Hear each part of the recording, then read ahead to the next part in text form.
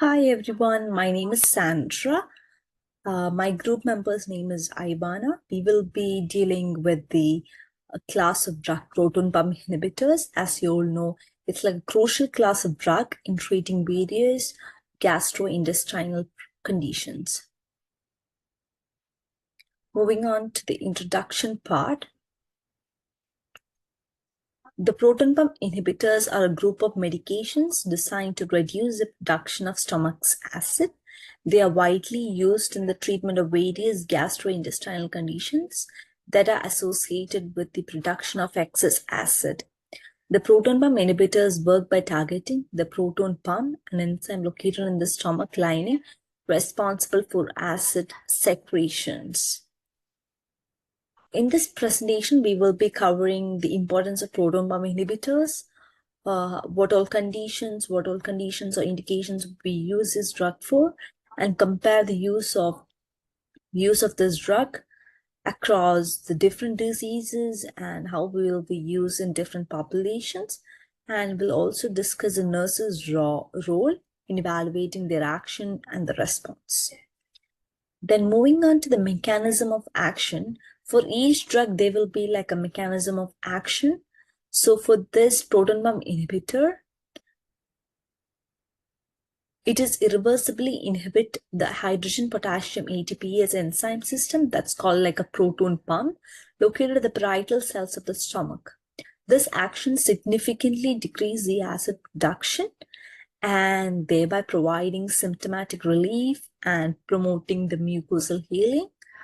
They are particularly effective for long-term management of chronic conditions as well. So some of the proton pump inhibitor drugs are omeprazole, esomeprazole, lansoprazole, and pantoprazole. Then moving on to the next slide, that is a group of indications. So we use this drug for wide varieties of indications. The first one will be the gastroesophageal reflux disease, otherwise called as GERD. This is like a chronic acid reflux leading to heartburn, potential damage to the potential damage to the esophagus. It's like the acid that is regurgitating back to the esophagus and cause the ulcers in the esophageal and the stomach. So we will use proton pump inhibitors for this disease GERD. The next will be the peptic ulcers. Ulcers in the stomach or the first part of the small intestine. We will, if we have any ulcers in the duodenum or the small intestine, we will use these class of drugs. And the next one is Zollinger-Ellison syndrome. It is like a rare condition causing excess stomach acid production due to tumors, the pancreas or duodenum. Due to certain tumors that is present in the pancreas or duodenum, they produce like excess gastric acid, and that might cause certain ulcers to develop. So we will use the proton pump inhibitors for this condition as well. And the next one will be erosive esophagitis. It's like an inflammation and damage to the esophagus caused by the stomach acid. And next one is a Helicobacter pylori infection. It is used in the combination with antibiotics just to eradicate bacterial linked into the ulcers. Then moving on to the next slide, my group member Ivana will be continuing. Hello, my name is Ivana Marie Gresses. I will discuss about rationality for drug class utilization across diverse diseases. So first is gastroesophageal reflux disease.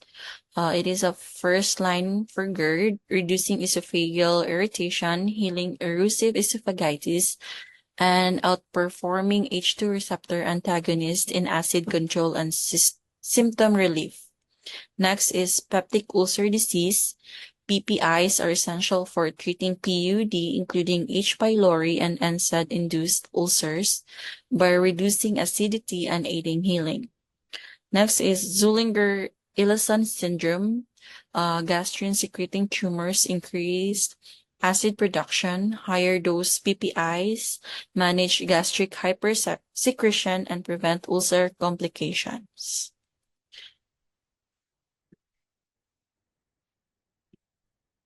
So next is application of PPIs to various population. First, it is for pediatric use. PPIs are used in children for GERD and erosive esophagitis, with dosing adjusted for age and weight. Careful monitoring is necessary to prevent potential adverse effects such as nutritional deficiencies and altered bone metabolism. Next is for elderly patients. Older adults are more susceptible to adverse effects like osteoporosis and Clostridiodis difficile infections due to long-term PPI use. Therefore, the lowest effective dose for the shortest duration is recommended. Next is pregnant and breastfeeding women. PPIs are generally considered safe in pregnancy, especially for managing severe GERD. However, clinical judgment is required to weigh benefits against potential risks. So nurses' roles, first is the nurses' roles in evaluating the action and response of a drug class, such as proton pump inhibitors, is crucial in ensuring safe and effective patient care. So here are the key aspects of the role. First is administration and monitoring. Nurses often administer medication, including PPIs, to patients. They must ensure that the right drug, dose, route, and time are followed as prescribed. Monitoring involves observing the patient for any immediate adverse reactions or any side effects post-administration. Next is assessment of therapeutic effects. Nurses assess the intended therapeutic effects of PPIs, such as relief from symptoms of GERD or peptic ulcer disease. They observe and document changes in symptoms and the patient's overall conditions to evaluate the drug's effectiveness. Third is monitoring for adverse effects. PPIs can have side effects such as headache, nausea, diarrhea, and potential long-term concerns like increased risk of fractures or vitamin deficiencies. Nurses monitor patients for these adverse effects, educate them on what to watch for, and promptly report any concerns to the healthcare team. The fourth one is patient education. So nurses plays a vital role in educating patients about their medication, including PPIs. This includes explaining the purpose of the medication, how to take it correctly, potential side effects, and the importance of adherence to the prescribed regimen. Next is collaboration with healthcare team. Nurses collaborate with pharmacists, physicians, and other healthcare professionals to ensure comprehensive care for patients. They communicate observation, concerns, and updates on the patient's response to the medication. Next is the documentation, accurate documentation of the administration of PPIs, the patient response, any adverse reactions, and interventions taken as essential.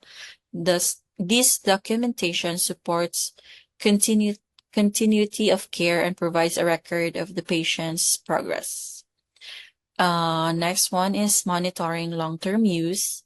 For patients on long-term PPI therapy, nurses monitor for complications associated with prolonged use, such as osteoporosis or infections. They may facilitate regular follow-up appointments to assess ongoing therapeutic need and potential adverse effects. Lastly, patient advocacy. Nurses advocate for patient safety and quality care. If they observe any discrepancies or concerns related to PPI therapy. They raise these issues with the healthcare team to ensure the patient well-being is prioritized. So in summary, nurses are integral in evaluating the action and response of PPIs by administering them safely, monitoring for their therapeutic effects. So the conclusion, proton pump inhibitors are fundamental in managing acid-related disorders due to their potent acid suppression and ability to promote mucosal healing. Their extensive utilization underscores their pivotal role in clinical practice, supported by substantial evidence and ongoing refinement of patient care strategies. Amid advancing healthcare practices, PPIs consistently demonstrate effective management and enhanced outcomes across global patient populations. So these are our references. Thank you.